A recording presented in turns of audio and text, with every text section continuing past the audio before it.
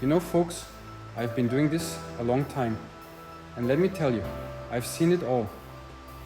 One thing that never ceases to amaze me is how many good people get caught up in toxic relationships.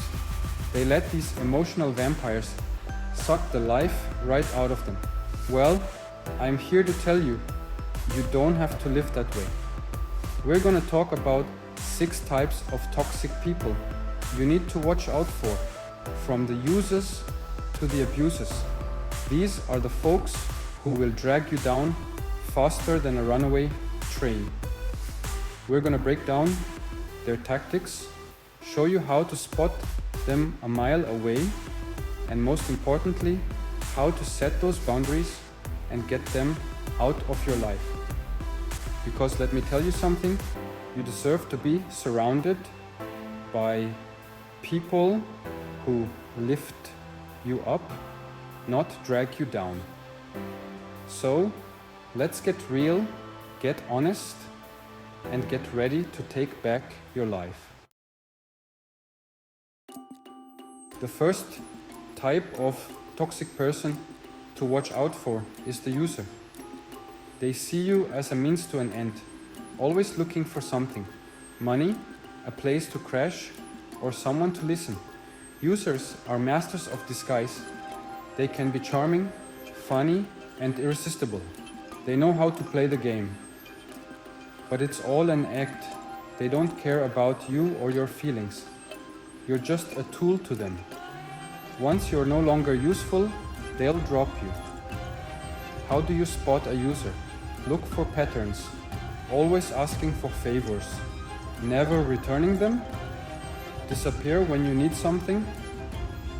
Next time, just say no.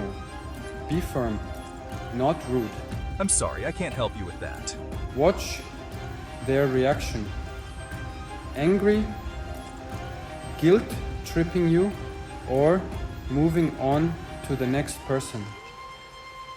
If so, you've got a user, and you're better off without them. Let's talk about the complainer. We all know someone like this always got a problem, always got a reason why life's treating them unfairly. Now, there's nothing wrong with venting every now and then, but the complainer, they take it to a whole new level. It's like they get some kind of perverse pleasure out of being miserable, and they want to drag you down with them. They'll call you up, unload all their problems on you, and then what? Do they ask for advice? No, they just want to complain. And you know what happens? You end up feeling drained.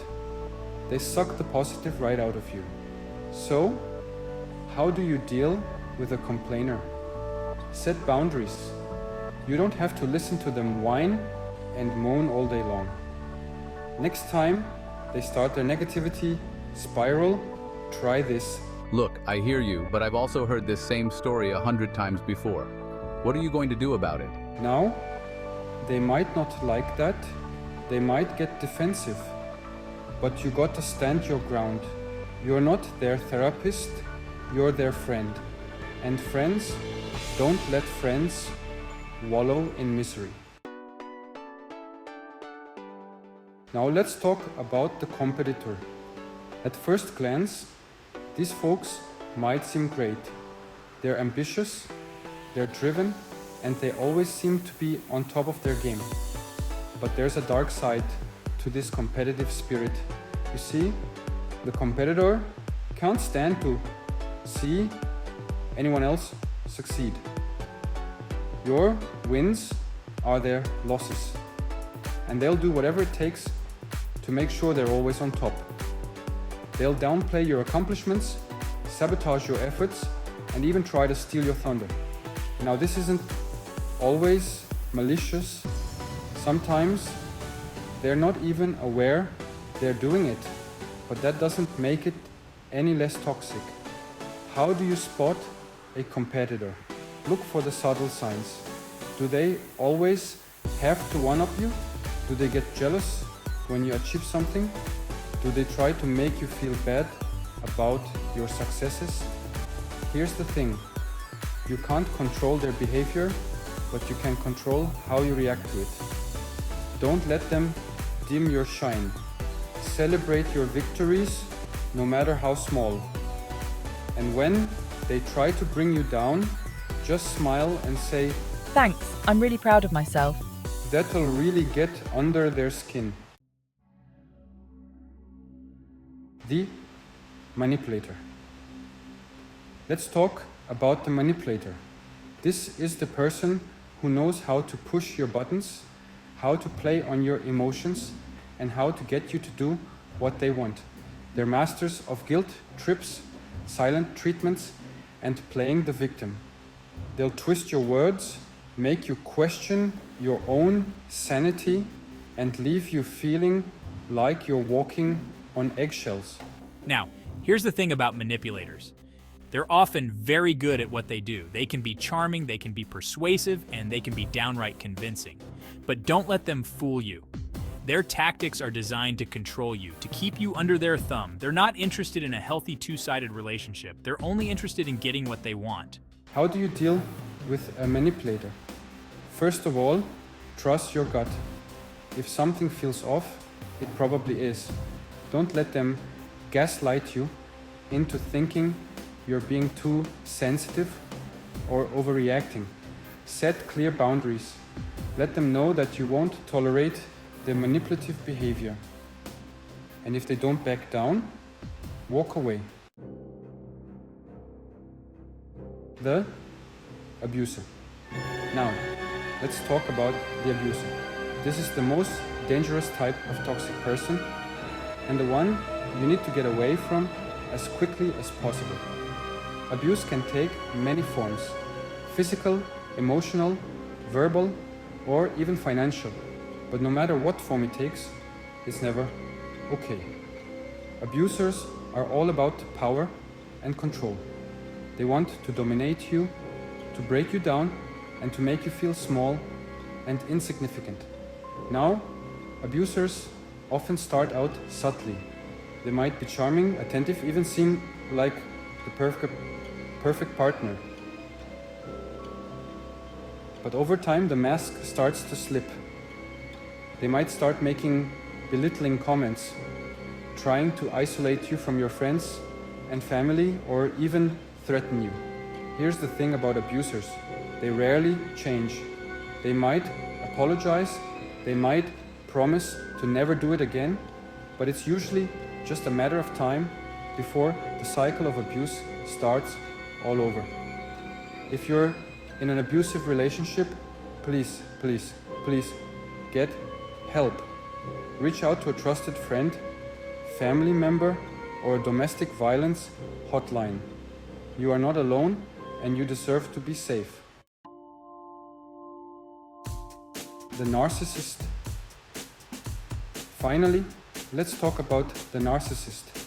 Now, we all have a little bit of narcissism in us. It's what helps us get ahead in life. But true narcissists take it to a whole other level. The world revolves around them and they expect everyone else to see things their way. They're obsessed with themselves, their accomplishments, and their appearance. They crave admiration and validation, and they'll go to great lengths to get it. Now, narcissists can be very charming and charismatic, at least at first. But once you get to know them, you'll start to see the cracks in their facade. They lack empathy, they're manipulative, and they're incapable of taking responsibility for their actions. How do you deal with a narcissist? Well, the first step is to recognize that you can't change them. You can't reason with them, you can't appeal to their better nature, and you can't make them see the error of their ways. The best thing you can do is to protect yourself, set strong boundaries, and don't be afraid to walk away if they're not being respectful of your needs.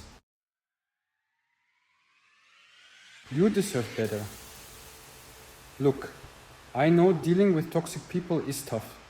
It can be draining, it can be frustrating, and it can make you question your own sanity. But you know what? You don't have to put up with it. You deserve to be surrounded by people who lift you up, who support you, and who make you feel good about yourself. So, start paying attention to the people in your life.